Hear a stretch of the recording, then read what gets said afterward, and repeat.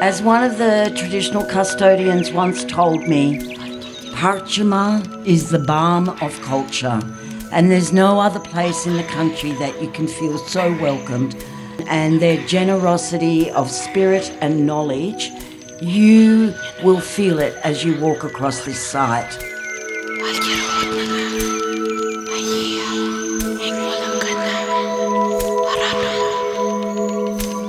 An incredibly amazing experience in a really beautiful part of the world. I think we need to see more of our beautiful country, and this is definitely part of it. I think it's important for people to understand it's a beautiful environment on any day, and when it's elevated like this, it's extraordinary.